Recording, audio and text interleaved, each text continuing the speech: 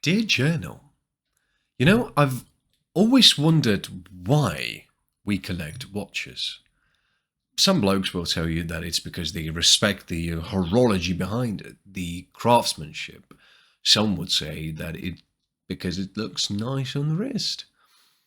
And sure, both are true, but for me, it's always has been more personal than that. I always considered it to be some way of storytelling, of who you are and where you come from. I think of watches like tiny little journals, each one telling a small part of your story, where you've been, what mattered to you at a certain point in life. Every watch in a person's collection can reveal a character trait that maybe you didn't know about before, or maybe it can mean nothing at all.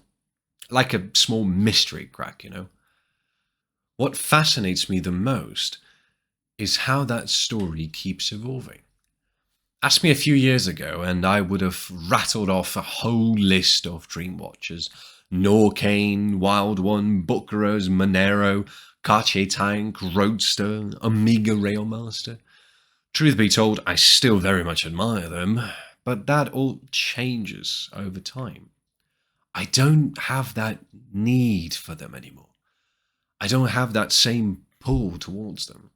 Nowadays, I lean towards something like a Laurier Falcon. Our fundamental desires stay the same, but over time they get shaped together with our character, funneling our life experience and preference into a new perception of this collecting process. Those desires don't disappear, but they mature. They shift alongside who we're becoming. I never thought I'd buy myself an F91W Casio. Never. I never really liked the watch. It just wasn't my style. But I remember very vividly that not a long time ago after work, I walked out of a store with that watch. No overthinking, no second guesses. I just walked in, I had a chat with a sales guy that I know quite well for 40 minutes, and then I bought the watch. And what's quite unique is that it didn't become my most favorite watch.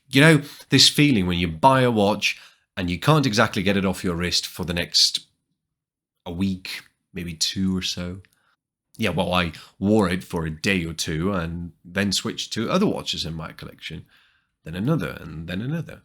But having that watch there in my box felt right, like it completed something I didn't know was missing. And I think that's the beauty of it. You change, your tastes shift, sometimes subtly, and your watch box quietly follows along, documenting that journey. This is what makes it special for me. It's not about having a flamboyant piece that you can show off or be afraid to wear in public in London.